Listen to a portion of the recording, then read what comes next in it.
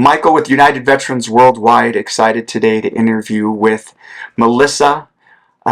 Melissa has worked in the first responder industry for a number of years and has had her own journey of wellness that I want to share with you today. She will be a voice for the voiceless in many ways, and I'm excited for you to get to meet her and learn about all the facets that she's involved in her advocacy today with her brand, and that's encouraging positivity and recognition for that first responders group. Melissa, will you please introduce yourself and tell us a little bit about yourself today? Of course.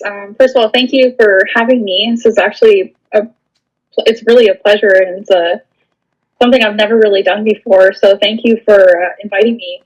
So my name is Melissa. I worked as a call taker for an ambulance service here, and I worked there for about, it would probably be like 2 years or so. Mm-hmm. And of course, the voiceless, because we're not, I won't say we're hiding behind a telephone, but we are the first responders that people don't get to see.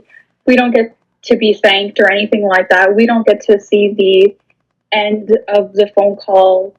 What happens after a call. So, we're always stuck in limbo, really, especially as a call taker. Maybe as a dispatcher, you're able to kind of see what goes on afterwards, but it's very rare, really. So, you take a difficult call and you're kind of just stuck with that emotion of, of thinking like, maybe did I give that CPR properly? Did I administer this aspirin properly, and all this stuff. So you never get to know really the outcome as a call taker, which again lingers on and on. So after I left dispatch, or my job as a call taker, I did struggle. Even when I was there, I did struggle with a lot of PTSD and mental health issues. I did leave work for about 3 months or so after a pretty bad call that I took involving a child. And then I came back, and I wasn't the same anymore. So I ended up I left. And since then, I never really got the help that I needed. Even when I was there, we only had peer support really that was available. Of course, there's probably a million other things that were available to me, but in that mindset, I guess, I was just not I didn't really open up to anybody, let's just say. Even peer support, I would never really call them, which was probably a terrible idea now that I think about it, because I'm still here, whatever, 4 some years later, still having that PTSD, that is just been lingering in the back of my head for a long time. And so I created this brand after the call. Basically, I'm creating, I guess, items, excuse me, that first responders would want to wear, first of all. Because there's not, to me anyways, there wasn't a lot available, especially with Canada. I find that everything is US based, you're always seeing the US flag with the thin gold line, thin blue line, and stuff like that. So it was really, and a lot of people in Canada are, happy to see that there's a Canadian brand out there with the line for support for first responders and all that.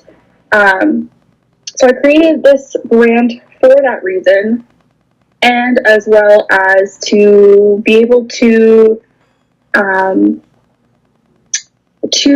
help fund, the peer support groups that are around any organization that really helps first responders, help fund them, because, it's not every day that they would get donations from the public, especially if they're small. They wouldn't necessarily get funds to help their business or their organization. So that's kind of what I wanted to do as well, is just, even if it's in like a small town, they have like a small organization, just to help fund those organizations and like help grow those organizations so that they're able to help, first responders, veterans, members of the Canadian Armed Forces or the U.S. military and all that stuff. So, I am not able to help in any, I'm always available to talk to anybody, of course. Like, I'm always open, and share my experience and have everyone kind of share their experience with me as well. Just to be on like the same, just to have like the same, we have the same outlook on, and, on, mental health and everything. So, I lost my train of thought. That's okay, Melissa. Maybe I can go backwards a little bit. No, and kind of touch on a couple of things that you've shared, and maybe share an experience of my own. When we talk post-traumatic stress, that can happen in a responder situation, a combat situation like I had with, or in a civilian situation, in a car accident, could be a combat stress related scenario, right? Like, it can happen in any environment. When I go back to Iraq and I think back to my experiences, I was a battle captain, which meant that I controlled operations from a desk inside the wire and was sending guys out on missions. And oftentimes I would only hear the radio calls of an explosion, an IED, contact, somebody's deceased, whatever. I wasn't always on the ground seeing it, but in those moments where I would hear it and not be able to physically be there to help, it created its own traumatic experience that were vivid to me still. And so for anyone who might say, if you weren't on the ground at the time or whatever, your PTSD is invalid, I would say that's completely wrong. And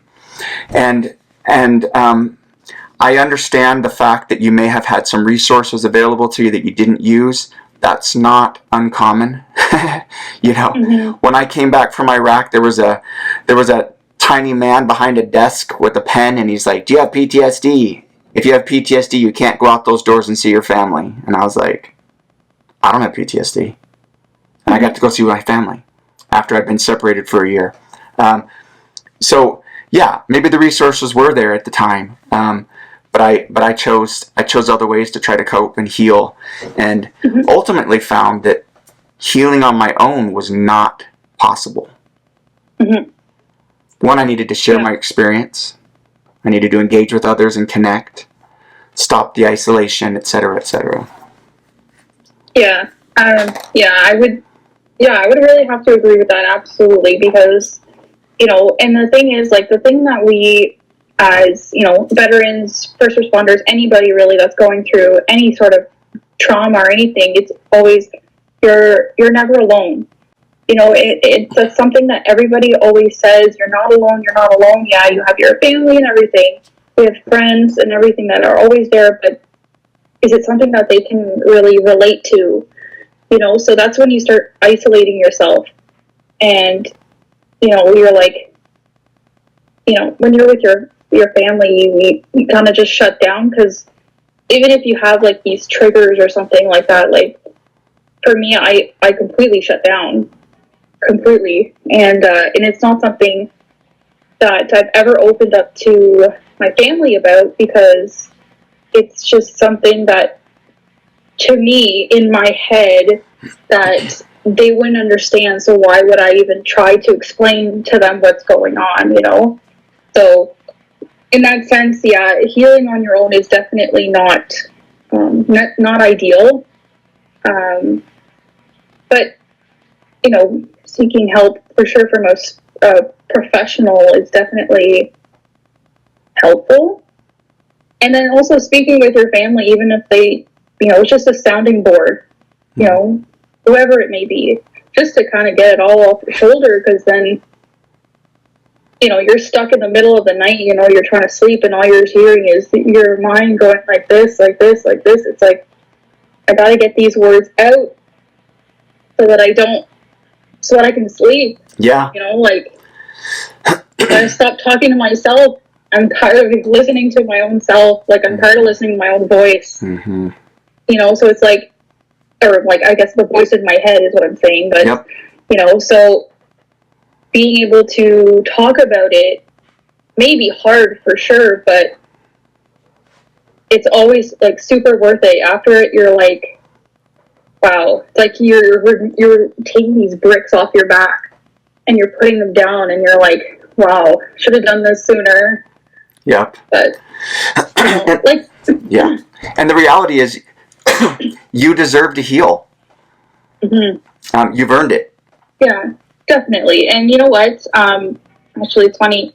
When I worked as a call taker, and I took that call that I was off for 3 months for, I tried to claim a WSIB. So I don't know if you're familiar with WSIB. So it's like workplace safety.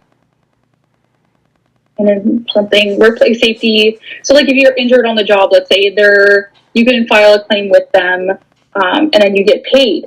So basically, I had filed a claim with them because I wasn't getting paid by my employer and I was off. So basically, I went through WSIB to file a claim saying that I was injured on the job, but they actually came back to me. Oops. I still see you. Oh, okay. Sorry. I don't know what happened there. Yeah. So basically, they told me that, sorry, I'm not sure what's going on here. Oh, everything was still good for me. Oh, sorry. Okay. I'll continue then. Yeah. So basically, they told me that, it's part of your job. So, we're not going to cover you. I don't want to say that they said this, but they said kind of like, suck it up. Yeah. So that was pretty much like that was my first time, I guess, really reaching out and saying, I need help. Like, even though they're not able to really provide me with like mental health, they don't really do that kind of thing. But that was my first time saying like, hey, like, I need help. Like, I need to really, and then just to be shut down and being like, this is part of your job kind of thing. To me, it was like, yeah, you're probably right. All right, well, then I'll just like, let me just suffer here all by myself, So to me, it was like, to me at that point, I was kind of like, okay, I guess I'm alone here. What do I do, Mm-hmm. So in the months that I was off, I really didn't do anything to really heal. Like, I didn't talk to a psychiatrist. I didn't talk to a psychotherapist. I didn't talk to a doctor. I spoke to my doctor. She never really asked me how I was doing. It was more of like, do you think you're ready to go back to work? And my answer was always no. Mm-hmm. And then, family starts chiming in saying, you have to go back to work. You have to go back to work. So back to work I went.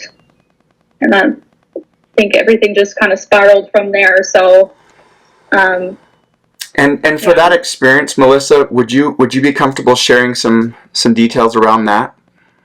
Sure, absolutely. Like, you mean calls or yeah, the one that really was a tipping point for you. Yeah, for sure. Like, I am pretty open right now to talk about all the calls that I had. I've pretty much, dealt with a lot of them. But the one that sent me, I guess, off the rails, if you will,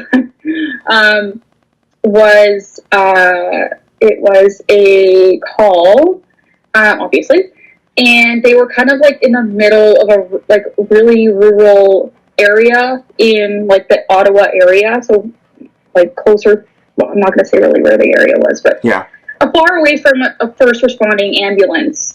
So I took the call. The call was about a small child who had gotten bit by a dog in their head. So I had the dad, I believe, was on the phone. He was telling me that his son, he could see brain matter from the dog bite on the head, and so he was kind of holding him, and I could just see myself like holding my daughter if it happened to me, like, and it broke me. It and like sometimes I think about the call and I'm like, it wasn't that bad. Like I've had worse, but it was just, I don't know if and I have to try to get that out of my head because it doesn't matter what the call was. Nope. Really, because I've taken lots of calls for, CPR and all that stuff, but that one really got me.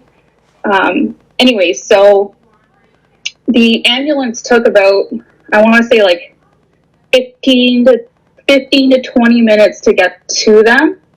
And I stayed on the phone with them for the whole time because I just, usually like when you're really done the call is done. Paramedics are on their way. There's nothing left for me to do really. You just hang up and, take the next call. But for some reason I couldn't hang up. Like I couldn't just say, okay, goodbye, hope everything works out.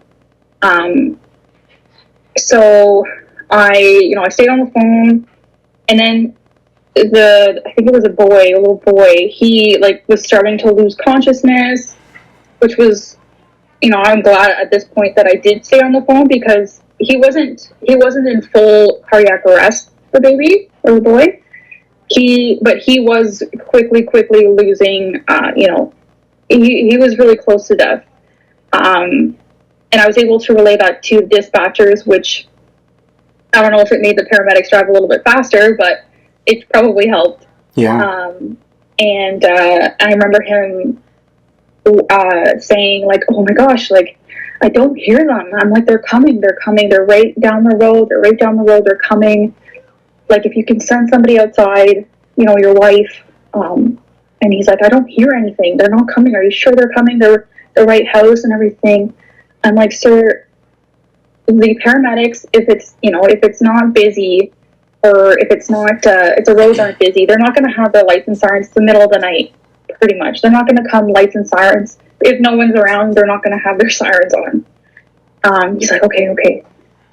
And then at the end, like when they finally got there, he's like, oh my gosh, I see them. And I was like, okay, how's the boy? He's like, I don't know. And I'm like, oh, brings back a lot of emotions there. The paramedics got there, and they were able. I don't know what happened to the little boy. I like to think that he was fine. He survived. It was just a minor cut, hopefully. But yeah, I didn't really get to figure out what the outcome was. I don't know if he lived or died. So I think after that call, I stepped away from my desk, and I was, I don't know, I was like, kind of, it's not a big building, but we're still able to kind of walk around.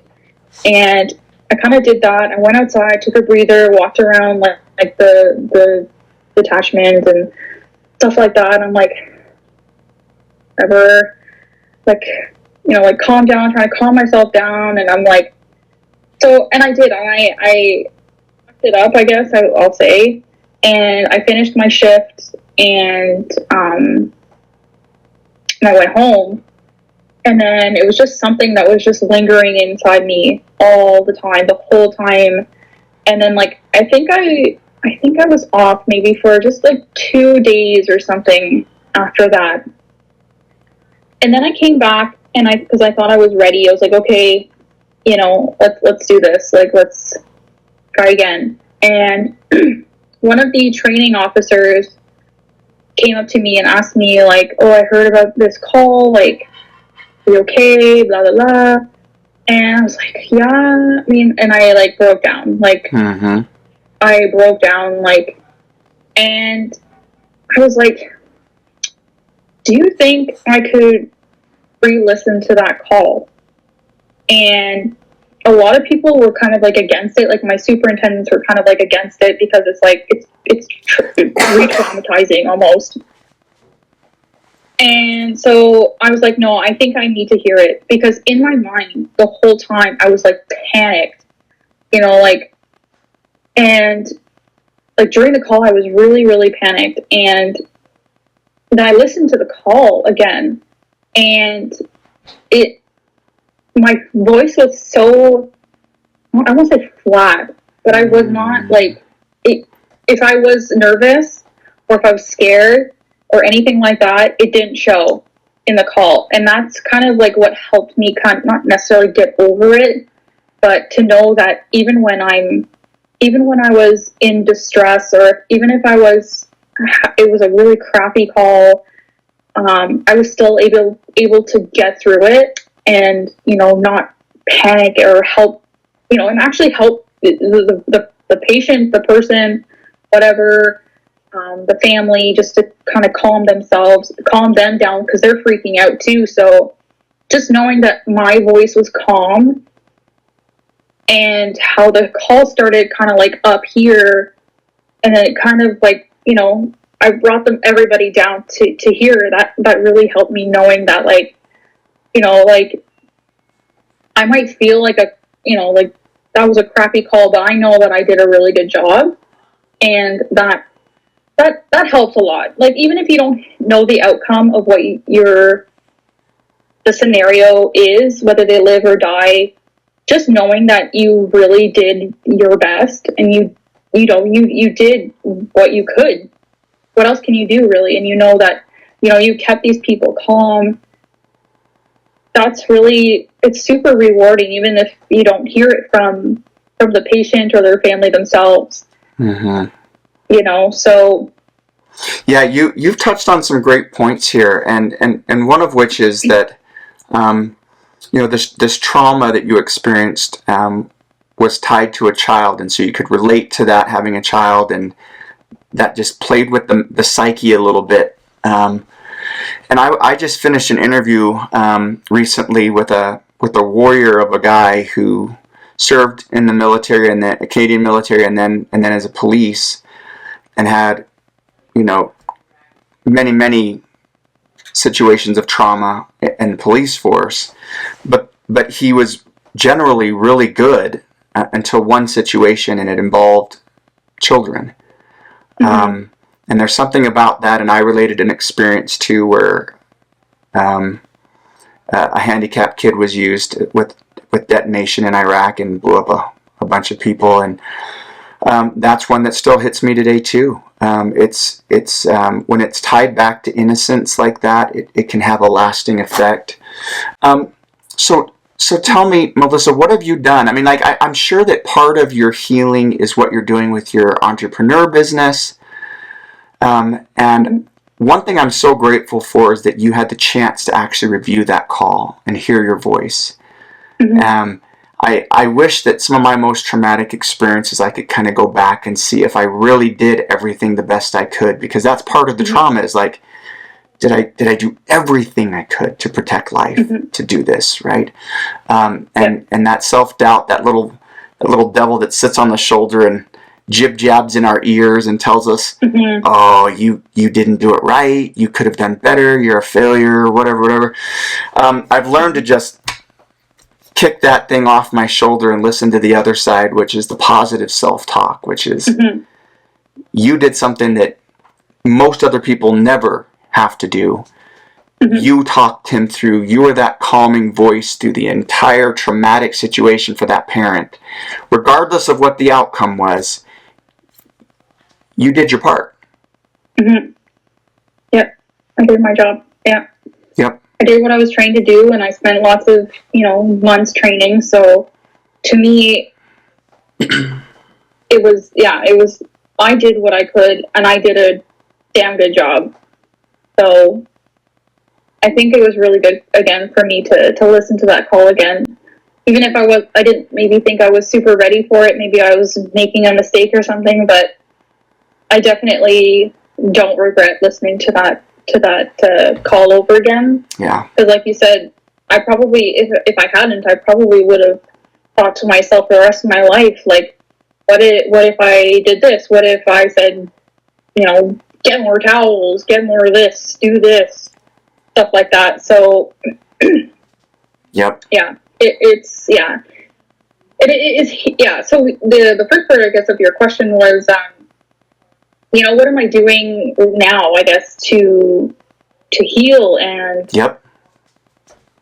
and honestly, I really wasn't doing much still, until a few months ago. It was after it started after the call, but it was when my dad passed away. He passed away in January, and sorry. Yeah, it was really hard. It was very sudden. It was really, really hard on me, and he was always the person that I went to talk to anything, to about anything, and that was always without judgment. There was never like, oh, well, maybe you should try this next time. Maybe you should try this next time, or whatever. He would just say, yeah, nod, whatever. So after he passed, it was more like, okay, well, who do I have to talk to now? Like, so a few months ago, I never want to say that I wanted to, like, end my life or anything like that.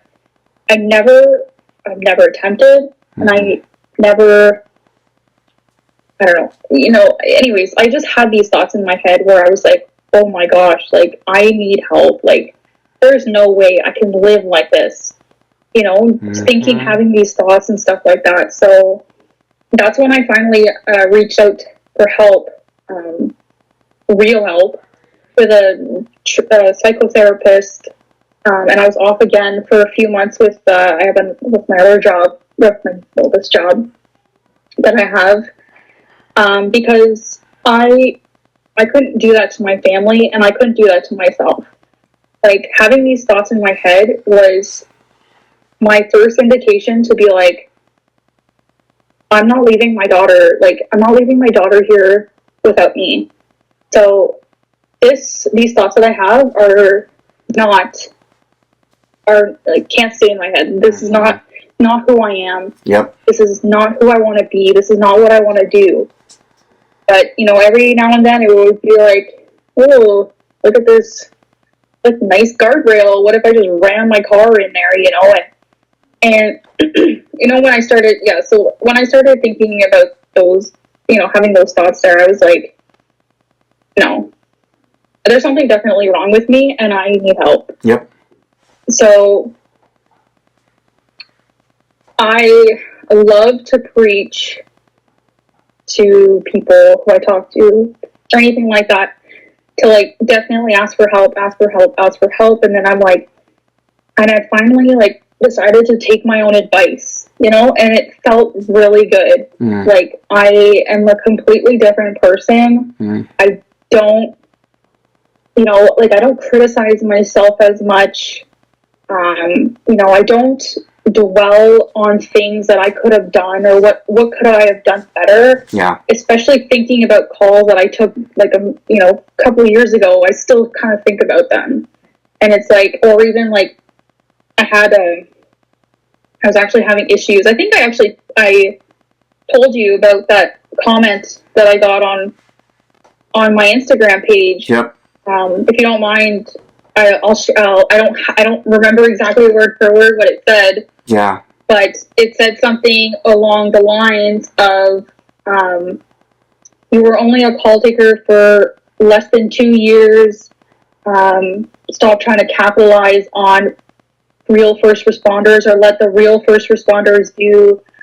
I didn't read it all because I ended up deleting it.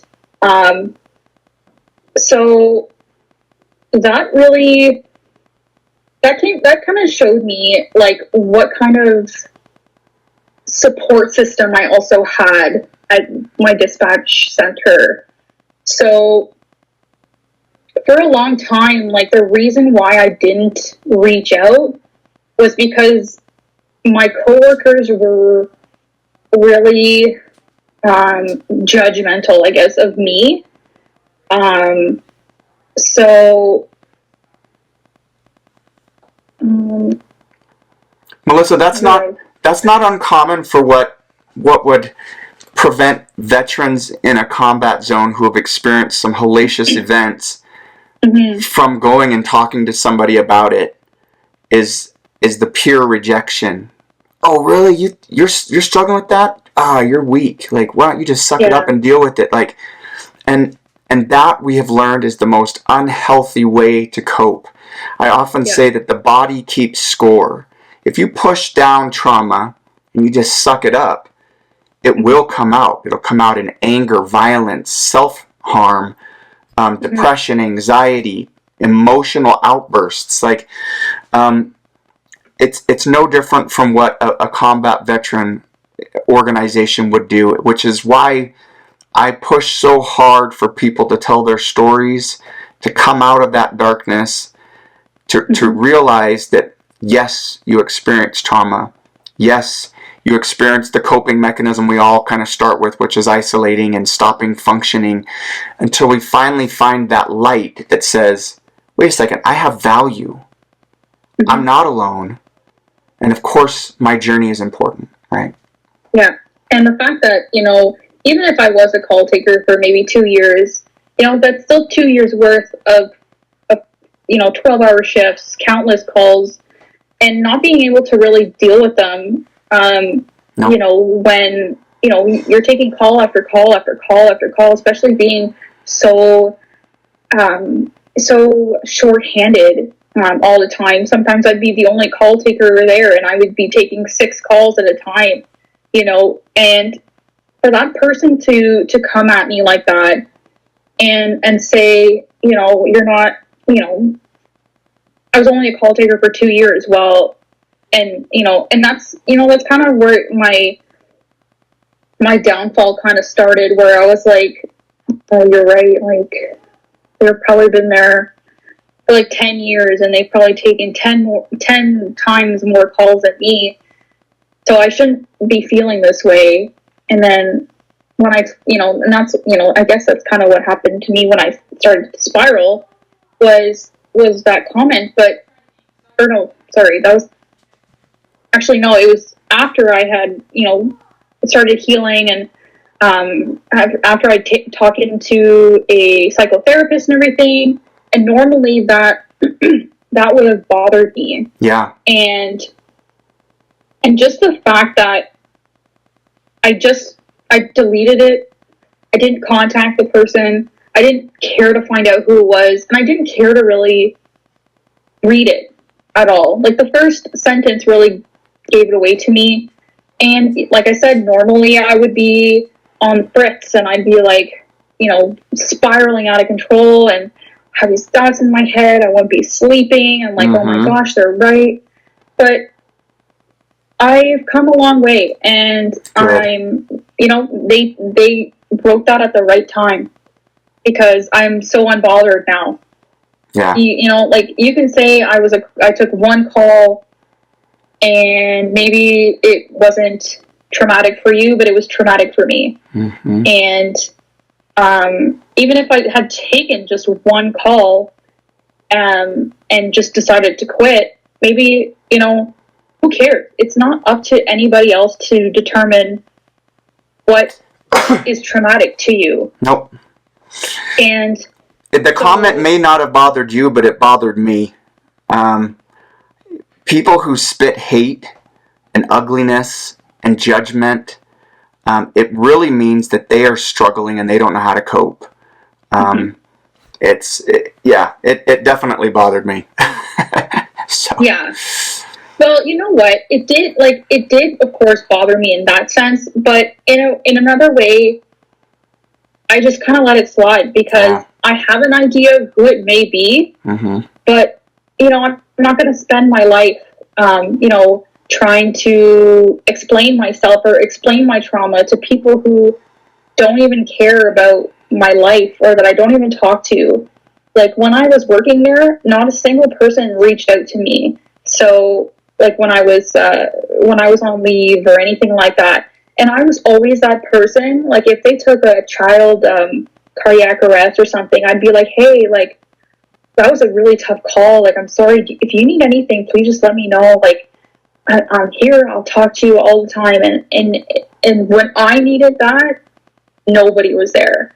So in my mind, I'm done with that scenario, I guess. Yep. Of those coworkers, let's say, of mine. So obviously it was a coworker, or an ex-coworker of mine. So in that sense, that's where I'm like, I honestly couldn't care less about who it was.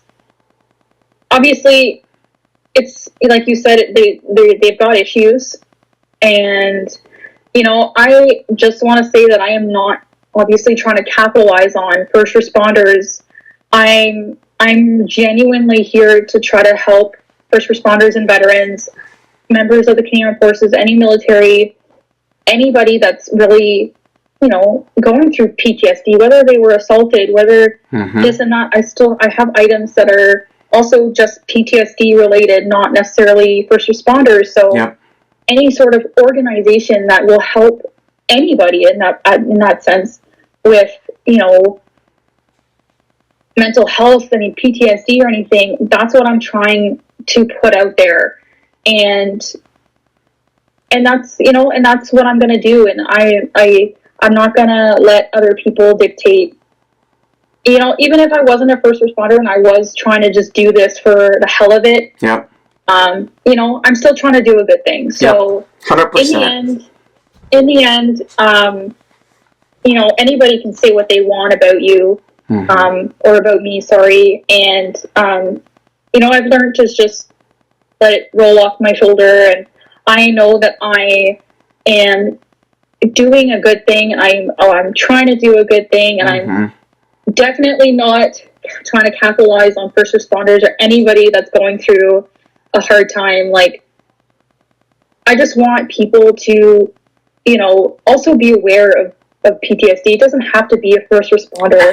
It can be anybody. Anybody that's, had a tragedy or anything like that. Everybody is sad. Everybody. So, I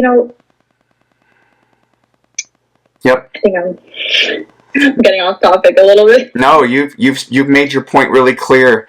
For the last couple minutes of this interview today, Melissa, I want you to really showcase your product. If you can just show your shirt and your symbol there on your shirt. Oh, yeah, let's. A bit closer.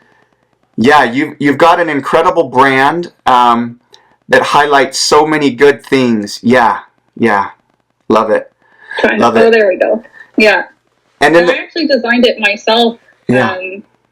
I tried to buy something online or something that would be similar, or try to find something on Etsy that would be this, but I ended up just cropping all of the emblems, and I like it. I like it. Yeah. And in the description of this interview here for YouTube, I'll put your links in there for anyone who's interested in your products to reach out. And I definitely think you're doing a good thing highlighting first responders. I don't think first responders get enough attention. So your products definitely bring that to people's attention. Melissa, definitely. I appreciate you coming on today and sharing your journey with us. And for all of those who are listening today who have no voice to really share your journey, allow Melissa to be that voice for you today, to say that let nobody define what you struggle with. If you struggle, you struggle. And then what we can talk about now is the same journey that Melissa's taken, and from trauma to triumph, she found a way to get hope and peace, and recover and have joy and create, and use her artistic talents to inspire others. And so, Melissa, thanks very much. Any closing words for you before we finish this interview today? No, I did actually want to emphasize that I do have on my Instagram page just a tab, like a small tab there that says resources. I've kind of taken any resources that I can find anywhere for first responders, peer support, or any sort of crisis helpline or crisis line. For anybody really that is going through anything really. There's resources there. I encourage a lot of everybody to use them, even though I never really ever took my own advice, but I promise you that it is always going to be worth it in the end. You will be happy again. That is a perfect message. Melissa, thanks so much for joining us today. Much appreciated. Thank you so much for having me.